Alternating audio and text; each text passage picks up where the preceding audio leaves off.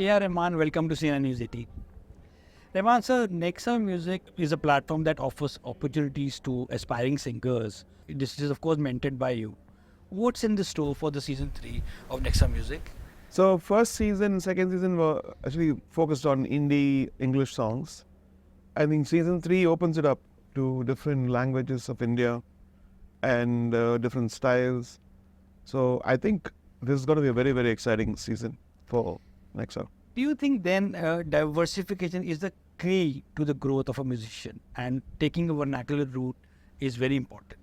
See, actually, if you take one kind of music, then after a while it gets monotonous.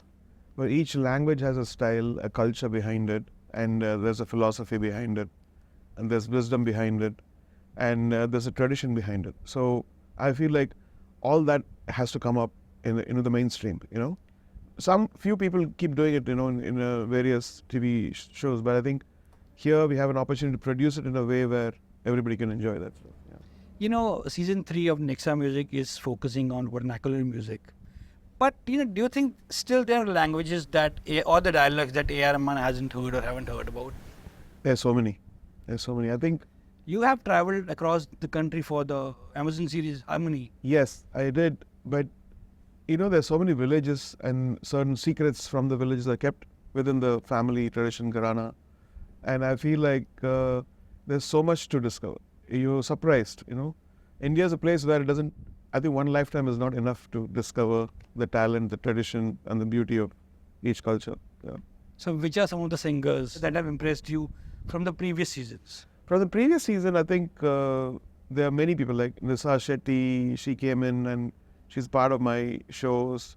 And then, there's also a couple of songwriters from Nagaland. And Nagaland is a, untapped treasure. Yeah. Talking about then Nagaland, first congratulations. You recently unveiled the poster of the documentary that you produced. The documentary is called Headhunting to Beatboxing. Please tell us about the response that you had at the Cannes and what can we expect from the songs of the film? So, I personally felt like it's such a great story for humanity, Well, the history of violence and just for protection, all that stuff is there.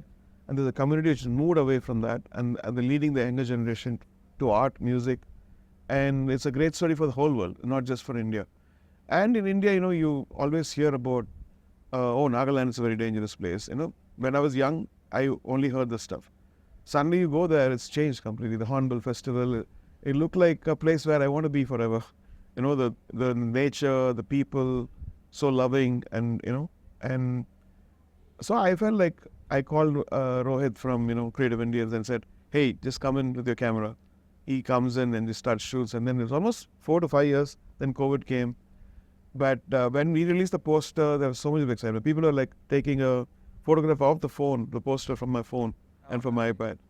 And it had some kind of we can see the energy. Talking about the Hornbill Music Festival, I was talking to Teja Maru, who's the head of the festival, and he said, expect some very good Naga music when the documentary will come out. So very excited. So the documentary actually, the Testro sisters, they are part of it. Some couple of I think Jonathan and his sister, that pair, and they have great songwriting skills and beautiful voices. And there is a sense of calmness and nature which comes into the songwriting. There's a lot of humanity in it. And what I felt like, if you're in a city, you can never write songs like that. Maybe I think when you're one with nature, you can write songs like that. There is a reggae band, and there are a lot of DJs there. There's a classical music conservatory which have set up there we adopted an orphanage. And so those kids are playing strings now. We'll slowly move into brass and form an orchestra there. So it's all good stuff. Well, I don't agree that... I know that AR Rahman can create music from anywhere. He doesn't need to go to a place. But staying with this theme, then, you actually dim the lights of your studio while working on the song Vida Karo, and you decided to light some candles. I actually wanted an experience that time because we felt like very rarely we get to compose something very serene and beautiful. So, and Imtiaz had liked the mukra of the thing. So I said, why don't we extend the song? The song actually kept evolving. We had a love song, similar tune, and a sad song. So Vida Karo was done, and I said, let's do an antra. And then for doing the antra, we just were chilling out. There was a big classroom with a piano. I said, let's dim the lights, and we were jamming. And then after that, I felt like you saw Chamkila and Amarjot both dead. Why can't she have a voice? Then that antra, Janita was added. So it was a process where we just kept adding. So then, which are the other songs for which you had this sensory experience? Like probably you added a fragrance to the room, or again... There's always good fragrance. I believe that smell is very, very important. That's one of the reasons why Lamask is also based on scent and everything. My mom used to put dhoop when she was alive. My wife, she gets all kinds of incenses, and she makes sure that the whole place smells very good. But does it help you? It does. Yeah. It does. Subliminally, it changes the way good smell and bad smell. There's such a difference. So then, which fragrance inspired which song? From Highway or? No, I think mostly now everybody's tuned, everybody's oriented to have a good smell in the studio. Then people come in, there's oud, there is agarbatti smell, there is musk sometimes, there is rose. Actors have their perfume for the characters. Yeah. So I think AR Rahman has fragrances for the kind of music they want to create. Yeah, absolutely. Right? Yeah. I think for a peppy song, you have a different fragrance. No.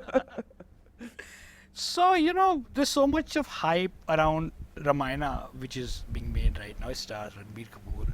And the biggest headline out of that film is the collaboration between AR Rahman and Hans Zimmer. I can't talk about anything now. Till officially people announce anything. You also introduced a new voice with Yashika for the song Tu Kya Jaane. Do you always look out, or do the new voices are always on your mind? They are, because mostly it fails.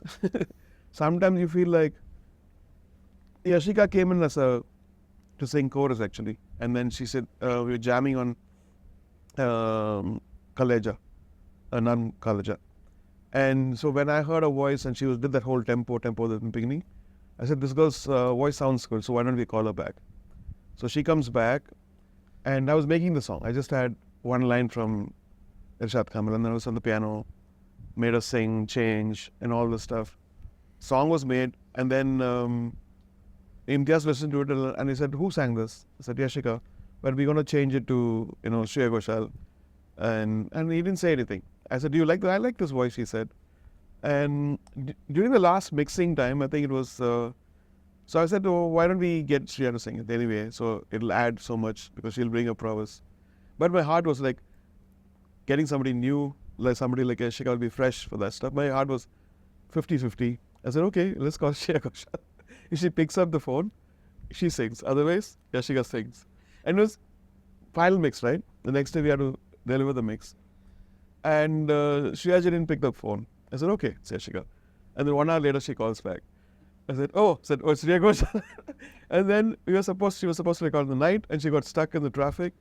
It took 3-4 hours, and I said, okay, no, it's not meant. It's meant for Yashika. Yesterday she called up and said, I'm not going to leave any song of yours. Yeah. Singers, don't keep your phone on silent. You have done that to Kapil Sharma as well. Kapil Sharma, no. He's always I love his voice. I think one day we're going to make something beautiful. So then, staying with the voices, Rahman sir, how do you see the aging of voice?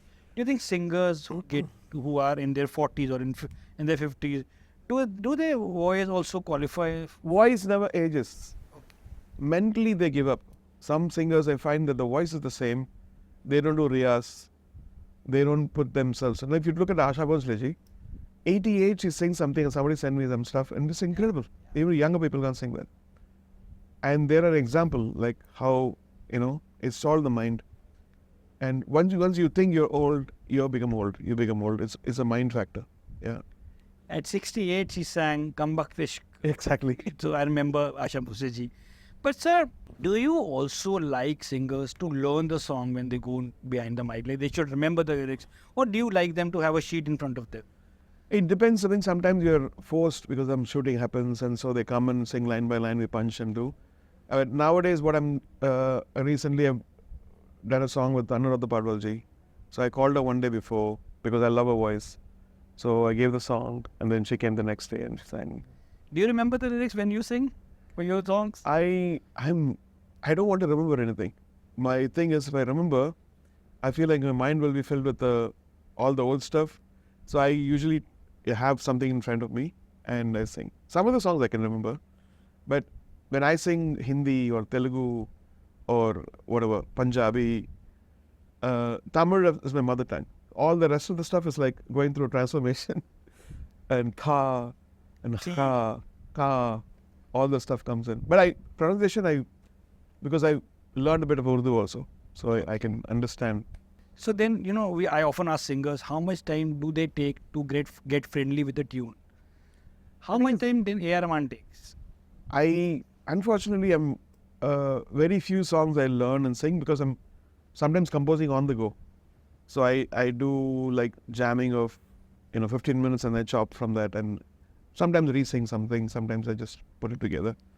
And that's one of the reasons why I don't sing much, because I want to be the other end, getting great performances from people. Yeah. We love the music of Maidan and the song Team India Ahem. India and Pakistan going to play on June 9th after a long time. Are you a big cricket buff? Me, no, zero. There's never time for me to watch cricket. But my friends, I know Sachin and Virat, and we've hung out. You don't have a famous India-Pakistan cricket match story where you're... I'm zero. One can't be in everything. My focus is music, and music is cricket. Not kids also? Son sees cricket, yeah. And finally, you just mentioned a word called wonderment on the stage. Yeah. It's a term you heard from Michael Jackson manager. Can you please tell us more about it?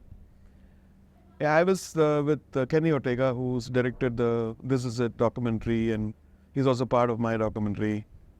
So we were jamming, and he said, because he was very close to Michael Jackson, so he said Michael Jackson's one word which he always says is wonderment. And I remember that one. Well, I'm looking forward to headhunting and beatboxing and to what you do next. Thank you so much for your time, sir. Best of luck. Thank you. Bye.